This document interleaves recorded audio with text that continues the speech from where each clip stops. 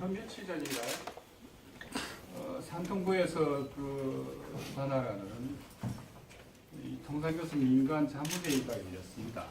그때 정부 쪽에서 별 내용 없는 항상 하는 보고서가 있어요. 아무 내용이 없습니다. 근데 그 내용에 매우 특이할 만한 게 모든 게 이렇게 힐러리에 초점이 맞춰가지고 TPP 될 거고 T사 될 거고 악타 할 거고. 그래서 제가 질문한 적이 있습니다. 아니 이러다가 트럼프가 되면 어떡하냐. 일체 트럼프는 단 한마디도 언급이 없더라고요. 그래서 야 이렇게 줄을 이렇게 쓰시면 어떡하냐. 그러다 혹시 트럼프가 되면 여러분들 어떻게 하실 거냐 했더니 걱정 말라 우리 다 플랜 B가 있으니까 걱정 안 하셔야 된다고 이렇게 말씀을 하시더라고요. 저는 정말 플랜 B가 있는 줄 알았어요. 네.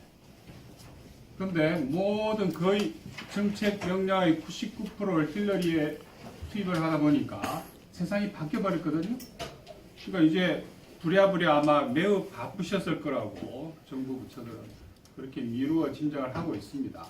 그래서 과연 어떻게 될까 하고 아마 트럼프에 관련된 모든 자료를 아마 우리 국내에서도 그렇고 그게 나가 있는 대사관 직원들을 통해서 온갖 자료들을 다 수집하느라고 특별히 바빴을 것 같아요. 그래서 이제 그 사이에 대책도 좀 이제는 세우셨을 거라고 이렇게 생각을 합니다. 그래서 아마 정부 측에서도 오늘 이런 토론에 매우 큰 관심을 보이신 게 아닌가 이런 생각이 들고요. 그래서 보자면 이미 상당 부분 이미 그 가시권 안에 들어와 있습니다. 상당 부분 미지수가 아니라 기지수죠. 제가 발제문 9페이지를 보시면은 이미 작년 6월달 선거할 때 트럼프가 7스텝이라고 하는 이 트레이드 프로그램 혹은 팔러시를 제시를 한 바 있고요. 트럼프가 선거운동 기간에 보면 7스텝을 아주 좋아해요. 7스텝, 이런 7스텝 해요. 여러 개의 7스텝으로 구성된 선거 공약을 제시를 하는데 그 중에 하나가 이 트레이드 쪽입니다. 이건 이미 국내에서도 잘 소개되어 있고요. 새로운 내용은 없는데 잠깐 표 1을 보시면은 트럼프가 이야기한 7스텝 트레이드가 뭐냐. 그때 이제 7가지가 그게 제시되어 있습니다. 그 중에 1번 TPP는 이제 탈퇴했죠. 실행에 옮겼습니다. 그다음 2번은 아마 통상협상인력 재조정을 아마 하고 있을 겁니다. 그다음 세 번째 모든 그 트레이드 이거를 리뷰하겠다는 걸 지금 선언했습니다. 이제 착수했죠. 그럼 나프타 처리 재협상하겠다 착수했습니다.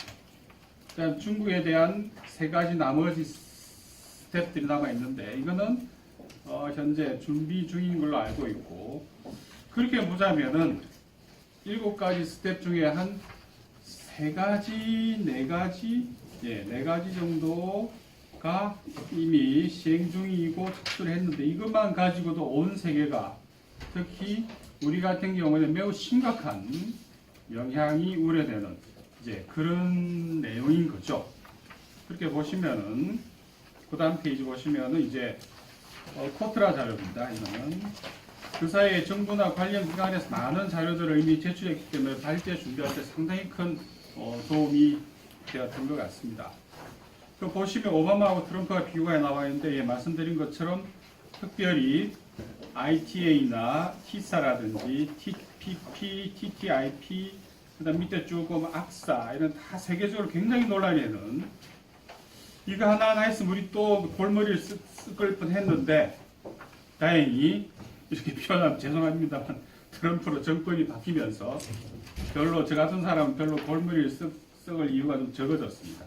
예를 들어 TPP가 날아간 바람에 좀 덜 바빠진 셈인데 그래도 다행이라고 생각하고요. 쭉 보시면은 근데 한 가지 매우 특이한 점은 한 번도 트럼프가 모든 FTA에 반대한다고 말한 적이 없습니다. 단 한 번도 없어요. 특정한 어떤 FTA, 특히 오바마 리더시라는 이름으로 추진되는 TPP라든지 TTIP, 대서양, EU, 미 FTA 이런 메가 FTA에 반대한다고 그랬지 모든 FTA에 반대한다고 이야기한 적이 단 한 번도 없다고 하는 점. 그렇게 본다면 단순히 트럼프의 통상정책을 보호무역주의라고 그저 이야기하는 것은 사실은 좀 어폐가 있다 하는 게 제 의견입니다. 왜냐하니까 자유무역 자체의 모든 그 반대하는 게 아니라 미국의 손해가 되는 미국이 주도하지 못하는 그런 FTA의 자유무역에 대해서 반대를 하겠다는 이야기죠. 정확히 표현하면. 동시에 뒤에도 나오지만은 트럼프 내각을 골드만삭스 내각이라 부르지 않습니까? 월가의 주류들을 그대로 내각에다 받아들이고 있습니다. 이 말은 미국은 결코 금융 자유화를 중심으로 한 금융 개방이라든지 서비스 개방이라든지 이런 건 절대 포기하지 않을 거라는 거죠. 그렇게 본다면은 전 차라리 좀 이 급진 미국주의라 부르는 게 조금 더 적절하지 않을까 이런 어떤 개념적인 고민을 해보았습니다. 그 다음에 현재 준비 중인 그리고 앞으로 나타날 그런 각종의 무역 구제 조치, 그러니까 대통령 권한만으로 할 수 있는, 왜냐하면 미국 같은 경우에는 통상은 의회의 권한이지 않습니까? 그런데 대통령이 위임된 요 툴 가지고 이제 앞으로 전 세계가 시끄러울 예정입니다. 그건 참고하시면 되겠고요. 간단히 12페이지 보시면은 미국의 BOP, Balance of Payments가 나와 있습니다. 쭉 그 표 5의 왼쪽을 쭉 보시면은 미국의 그 적자 쭉 나오는데 쭉 보시면 토탈 쪽에 보시면은 2013, 14 때 쭉 줄어들던 그 무역 적자가 다시 약간 증가하고 있지만은 2006년, 7년도에 비교해 보면은 많이 줄어 있는 상태입니다. 그런데 오른쪽에 상품 수지 쪽을 보시면은 여전히 늘어나고 있는 추세. 그렇지만 그 바로 오른쪽에 있는 서비스 수지를 보시면은 꾸준히 증가하고 있는 트렌드를 보이고 있다. 이걸 알 수가 있는데, 요 서비스 수지 쪽을 좀 더 자세히 다루고 있는 것이 그 다음 나타나고 있는 미국의 서비스 무역이라는 표입니다. 간단히 요약을 하면은 미국은 상품 수지 쪽은 적자를 기록하고 있지만은 세계 최강의 서비스 무역 강국이죠. 세계 최강입니다. 그 중에서도 특별히 제가 언급할 부분은 여행 수지 같은 경우에 뭐 이렇게 사람들이 왔다 갔다 하는 거니까 어떻게 하더라도 특별히 사업 서비스, 그다음 지재권 등 사용료 수지, 금융, 그러니까 비즈니스, 그다음에 지적 지식재산권, 그다음에 파이낸셜, 이 부분은 어마어마한 수지 흑자를 기록하고 있는 나라가 미국입니다. 그러니까 지재권, 그다음에 금융, 그다음에 비즈니스.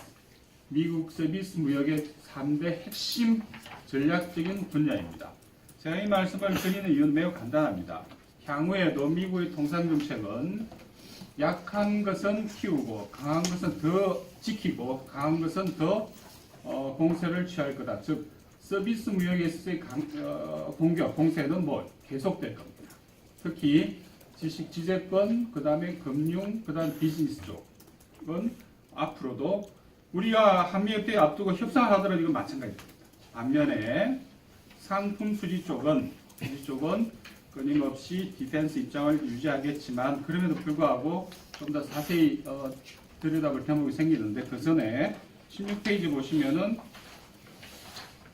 미국에 들어가는 그 FDI 자금이 최근에 와서 엄청나게 늘어나고 있습니다.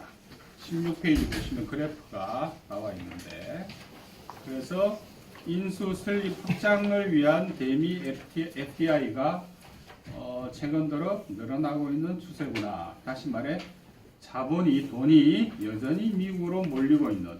다시 말해서 이렇게 본다면 트럼프 시대의 어떤 거시경제적 조건은, 미국 경제의 거시적 조건은 나쁘지 않다, 좋아지고 있다, 이렇게 말씀드릴 수가 있습니다. 좋아지고 있기 때문에 아마 그 공세가 더 격화될 거라고 하는 것이 저의 예상인데, 그래서 보시면은 17페이지에 보시면은 조금 이론적으로 제가 여기에 그 해석을 가해봤는데, 맨 아래 단, 그 다음 참고하시고 맨 아래 단만 잠깐 읽겠습니다. 결국 트럼피즘 그리고 그 구성 요소로 트럼프의 통상정책은 아카데미 제조업의 축적 조건은 시장 경쟁이 아니라 경제 외적 강제를 통해 개선하고자 하는 시도이다. 즉 국가 개입주의의 변형된 형태이다. 이런 의미의 보호주의는 미국 경제사에서 새로운 현상이 전혀 아니었다. 가까이는 부시의 일강주의에서도 볼 수 있었고 메가 FTA 등 다자주의적 접근을 취했던 오바마의 통상정책마저도 엄밀한 보호주의를 내장하고 있었다. 트럼프의 것이 차이가 나는 것은 기존의 일방주의나 다자주의 등 외피를 벗어던지고 그 폭과 정도에서 급진적 형태로 전상 변경을 강제하겠다는 제국의 욕망을 가감없이 드러냈다는 점이 될 것이다. 그래서 저는 이거를 급진 보호주의라고 이름을 원래 제목을 달았는데 제목이 편집관에서 없어져 버렸습니다. 그래서 저는 이제 급진 보호주의, 급진 미국주의 이렇게 부를 수 있지 않나. 그 다음에 넘어가겠습니다. 18페이지 보시면은 최근 2년 사이 한국 경제 수출 부문이 뭔가 매우 이상 흐름을 보이고 있다 하는 것을 그 표 9를 보시면은 확인을 할 수가 있습니다. 즉 수출이 총액에 있어서 줄어들고 있다 하는 이야기죠. 흔히 우리 무역 교역량 총액이 1조 달러 미만의 2년 연속 랭킹되는 아주 특이할 만한, 그렇게 본다면 수십 개 나라하고 FTA 하고 있는데 도대체 이게 웬일이냐. FTA 하게 되면 나라가 그 전 우주적 규모의 GDP 성장을 기록할 거로 약속을 했는데 어디 갔냐는 거죠. 수출이 줄어들고 있다고 하는 거. 그래서 미국하고 조금 더 특정해서 보자면 19페이지에 한미 경상수지가 나옵니다.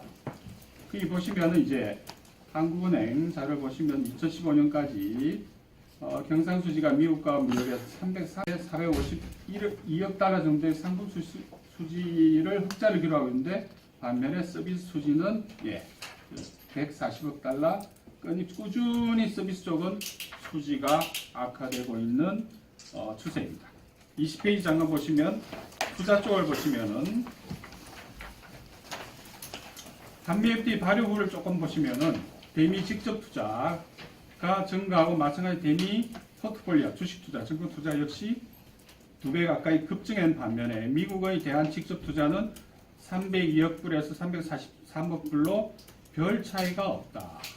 반면에 한국에 대한 포트폴리오 투자 역시 2천억 불 전후 수준에서 큰 변화를 보이고 있지 않다. 다시 말해서 한미 FTA를 놓고 볼 때 투자에 관하던 별로 우리 돈이 많이 나간 건 사실이지만 미국 돈이 우리 쪽으로 들어온 건 별로 관찰할 수가 없다 하는 걸 말씀드리기 위해서 이 표를 좀 인용을 했고, 조금 주제와 벗어나 있지만 한EU 경상수지와 한EU 투자대조표는 FTA 하게 됐는데 이렇게 엄청난 적자로 돌아서는 경우도 있구나 하는 사례를 보이기 위해서 제가 인용을 해두었습니다.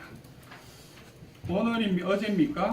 아주 재미난 통계를 봤는데 우리 무역협회에서 우리나라 대미 무역 흑자가 부가가치 기준으로 환산해 보니까 5분의 1 수준이더라. 다시 말해서 한 72억 불 흑자밖에 안 되더라. 지금 우리 장부상으로 본다면 수백억 불 흑자가 되는데 이거를 부가가치 기준으로 보니까 72억 달러 흑자밖에 안 되더라. 다시 말해서 온 나라가 이제는 한때 흑자 부풀리게 하더니 이제 온 나라가 나서서 무역 수지 흑자 세탁하는 데 나서고 있는 거죠. 어떻게 하면 흑자를 줄일까? 어떻게 하면 흑자를 작게 보이게 할까? 몇 년 전에 그랬습니다. 이봐라, 한미 FTA 하면 흑자 이렇게 늘어났지 않냐. 그런데 당신들 반대했던 사람들이 반성을 해야 한다 이야기 하더라고요. 근데 이제는 온 나라가 나서 어떻게 흑자가 작게 보이게 하려고. 그래서 이거 참 재밌다. 참 재밌다. 통계만큼 정치적인 게 없구나. 다시 말해서 통계학자들이 국회의원보다 훨씬 더 정치적이구나 하는 이런 생각을 해봤습니다.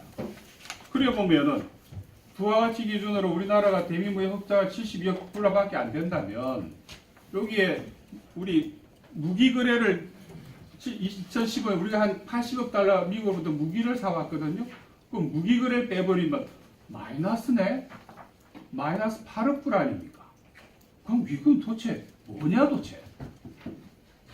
하는 매우 당혹스러운 저로서는 조금 반성을 하려고 했어요. 저도 흑자 늘어났지 않냐 이렇게 했는데 근데 이게 뭐냐?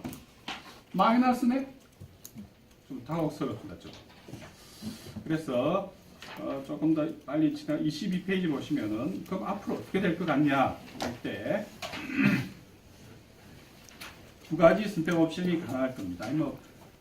큰 일부는 큰 다른 이견이 저도 없을 거라 보는데 아무튼 첫 번째 전면 재협상 옵션이 있고 두 번째 부분 재협상 옵션이 있습니다. 전면 재협상이라고 하는 전 그렇게 높은 가능성을 두지 않습니다. 그렇지만 두 번째 부분 재협상은 언제든지 가능하다. 그러면 부분 재협상이 두 가지 기본 방향이 있지 않겠나 미국 입장에서 볼 때. 첫째 상품 수지 적자를 줄이는 방향이 있겠고 둘째 서비스 수지 흑자를 늘리는 방향이 있겠습니다. 그래서 상품 수지 적자를 줄이는 방향에 있어가지고 단적으로 자동차하고 반도체 등 IT 분야가 문제가 될 수밖에 없고 현재 현대기아차 같은 경우에는 3조 원 정도의 대미 투자를 계획하고 있는 것을 계획을 발표하고 있는 그래서 저희가 다른 부분에 뒷부분에 나오지만은 만일 미국 정부가 이런 어떤 정치적인 압박 수단을 동원한다면 한미 FTA에 나와 있는 ISDS를 가지고 트럼프 정부에 소송을 제기하면 어떨까? 왜 이런 말이 안 나올까? 저는 굉장히 의문입니다. ISDS는 이런 데 하라고 만들어 놓은 거거든요. 근데 왜 안 하냐? 좀 더 면밀한 검토를 해본 뒤에 다시 말씀드리겠지만 이런 식으로 의무 부가 행위는 ISDS 위반입니다. 그 다음에 서비스 수지를 확대한 방향으로는 지적권, 아까 말씀드린 지적권, 금융, 비즈니스 서비스, 그러니까 법률, 회계, 세무, 컨설팅 등 전문직 사업 서비스 방향 시장 확대를 당연히 이야기할 거고 그렇게 본다면은 이제 법률 시장 개발 완전 개발 앞두고 있지 이미 4월에 3월 달입니까? 근데 작년에 이제 이슈가 되었던 구글의 지도 서비스 등 위치 기반 서비스를 포함해서 신종 서비스 시장 확대도 충분히 고려 가능하고 동시에 이 과정에서 환율 조작국 지정 등 외곽 대리기나 북한 등 지정학적 리스크를 활용한 미국산 무기도 요구도 빠지지 않을 거라고 본다. 그런데 그 다음 패러그래프는 미국이 예를 들어서 한미 FTA 부분이 남아 재협상을 요구하면서 각종 추가적인 압박이 들어올 때 우리 입장에서 볼 때도 충분히 한미 FTA 재협상 개정 수요가 존재한다. 최근에 민변이 외교부를 상대로 냈던 그 문서 공개, 정보 공개 소송에서 보면은 그 당시 협상 문서가 공개되어 있지 않습니까? 보면 서로 참 가관이던데 다행스러운 건 당시 우리 협상팀도 미국이 요구한 대로 이렇게 협정문서 문에 이런 조항을 넣으면 안 되겠구나를 알고 있었지만 협상 과정에서 다 밀려버렸어요. 다 밀려서 결국은 미국 요구대로 들어간. 근데 이것뿐만 아니라 제가 체크해봐서 10몇 개 그런 사례가 있는데 지금 민변이 공개한 거 한 개 사례입니다. 한 개 사례이죠. 그렇기 때문에 좀 더 우리 쪽에서 이쪽에서도 좀 더 적극적인 대응이 필요하지 않겠나. 그냥 앉아서 미국이 언제 재협상 요구를 할 건지만 쳐다보고 있을 것이 아니라 우리 쪽에서 충분히 대응할 수 있는 여러 가지 카드를 준비해 놓는 것이 좋겠다 이런 생각입니다. 24페이지 보시면은 농업 이야기가 나옵니다. 좀 암담합니다. 지금 여기 보시면은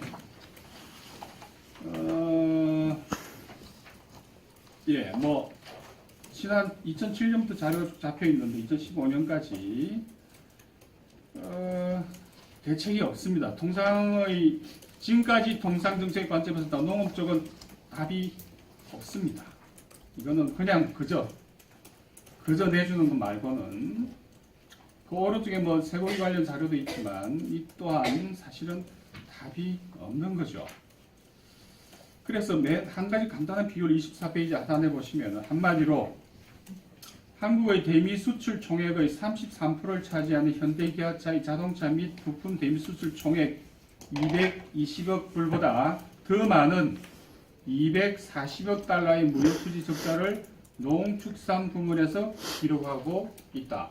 자동차와 부품이 사실은 대미 수출의 거의 아이템 합치 거의 절반이라고 보시면 되는데 그 자동차를 판매한 매출보다 더 많은 액수의 수지 적자를 농축수산업에서 기록하고 있다고 하는 점 이것만 보더라도 문제가 얼마나 심각한지 알 수가 있습니다. 그다음 그 논란이었던 미국산 쇠고기는 이제 수입 쇠고기 가운데 이제 1위를 탈환한 그런 상황입니다. 그래서 오늘 주제가 이제 개방농정이라고 하는 그 미래 이런 표현인데 좀 개방농정을 하지 말자 이런 표현 어폐가 있을 수 있을 것 같아요. 그래서 제안키로는 트럼프의 외교통상 압박을 트럼프는 공정무역이라고 부릅니다. 공정무역이라는 개념은 트럼프뿐만 아니라 미국 민주당의 진보 블록들 있죠. 좀 더 민주당에서 진보적인 쪽에서 오래전부터 미국 시민사회와 함께 이야기해왔던 것이 공정무역. 아주 오래된 개념이에요. 페어트레이드 개념이. 그걸 또한 이제 공화당 후보였던 트럼프도 공정무역을 이야기하는 거죠. 그렇게 생각한다면 저는 개방농정에 대한 반대 이것보다는 공정무역이라는 개념을 우리 역시 그리고 한 걸음 더 나가서 바라본다면 정의무역 이거는 주로 유럽 쪽 시민사회에서 많이 사용하는 개념입니다. Just Trade라는 개념. 왜냐하면 Fair Trade라는 개념이 너무 정치적화되어 있기 때문에 주로 시민사회 쪽에서는 Just Trade라는 개념을 많이 사용하는데 그래서 그 내용을 간략히 말씀만 드리면은 25페이지입니다. 2015년 대두된 수출 동력의 소진 경향은 신자유주의와 결합된 수출 주도형 통상 정책, 수출 주도형 성장 정책, 나아가 수출과 고용, 생산의 관계 등 일련의 수출주의에 대한 또 한 번의 성찰의 계기가 되고 있다. FTA를 일환하고 강화할 때 정부가 약속한 성장, 고용, 무역 흑자 등 각종의 장밋빛 은량은 아무래도 헛된 것으로 판명되고 있다. 어떤 점에서 보자면 수출은 지난 반세기 넘게 우리에게 신앙이자 신화이자 또 이데올로기였다. 비판적 성찰을 여기에 대한 비판적 성찰을 강조하는 것은 다시금 차가운 현실이 아니냐. 그래서 우리 같은 경우에는 지금 그 프리 트레이드와 그 다음에 수출에 압도적으로 거의 뭐 99%죠. 이 편향되어 있는 통상 거버넌스 시스템을 가지고 있는데 이 부분에 대해서 좀 시스템 제고가 필요하지 않나 해서 변화되는 이런 이 국제 통상 환경에 맞춰서 좀 더 유연하고 지능형의 혹은 스마트한 그런 통상 생각을 해봅니다. 그 핵심적인 아이디어는 그런 거죠. 그렇게 복잡하지는 않습니다. 뭐냐면은 왜 통상 협정을 통해서 우리 사회의 특정인 계층은 맨날 손해만 봐야 되냐? 어떻게 그것이 정의롭다고 할 수 있고 그것이 공정하다고 할 수 있을 건가? 그런 아이디어입니다. 그렇기 때문에 그렇게 보자면 뭐라 할까요? 뭐 조금 다른 이야기는 하지만 어떤 그 우리 헌법에 들어가 있는 공화주의적 이념에서 본다 하더라도 왜 맨날 항상 언제나 그 농민들이 그리고 언제나 중소기업들이 또 언제나 사회적 약자들이 통상협정의 피해자가 되어야 되고 왜 수출 대기업 혹은 재벌은 언제나 성자가 되어야 되냐. 여러분 모든 통상협정을 그 신문기사를 보시면 언제나 똑같습니다. 제조업 맑음, 농축수산업 허리 공식입니다. 모든 신문기사 똑같아요. 항상 FTA 하게 되면 제조업 맑음, 농축수산업 허리 정해져 있는 이 공식을 계속 가져갈 수 있을 건가, 지속 가능한가 하는 부분에 대한 문제 제기이기도 한 거죠. 그렇기 때문에 저는 기술적으로 혹은 실무적으로 워킹 레벨에서 이 미국의 어떤 급진보주의적 통세에 대해서는 여러 가지 다양한 정책 툴을 가지고 그런 대비를 해야 되고 상당 부분은 가시권에 들어가 있는 것은 대비할 수 있다고 봅니다. 그 다음에 두 번째 차원에서는 그와 또 다른 차원에서 지금 아까 말씀드린 그런 페어하고 저스트한 트레이드 개념에서 보자면 지금까지 통상 거버넌스에 대한 성찰이 필요한 시점이 아니냐. 그게 두 번째고요. 마지막 세 번째는 아까 말씀드린 것처럼 한국에서 수출 기조가 흔들린다고 하는 건 우리 경제에 상당한 적신호입니다. 왜냐하면 모든 걸 수출에 픽스돼 시켜가지고 이 부분이 지금 2년째 이 지정책 현상을 보인다고 하는 상당히 심각한 이 시점에 그렇다면 지금까지 산업정책, 승강정책을 혹은 더 나아가서 포괄적으로 의미해서 경제정책을 계속 이렇게 갈 거냐 하는 그 부분이 세 번째가 말씀드리고자 하는 마지막이자 세 번째가 될 거라고 생각합니다. 그렇기 때문에 차제에 점검할 거는 점검을 하고 넘어가자. 그리고 이것이 어떻게 보면 만병통치약은 아니지만은 좋은 기회 요인일 수도 있다 하는 것이 제가 말씀드리고자 하는 요지입니다. 예, 장시간 감사합니다. 네, 고맙습니다.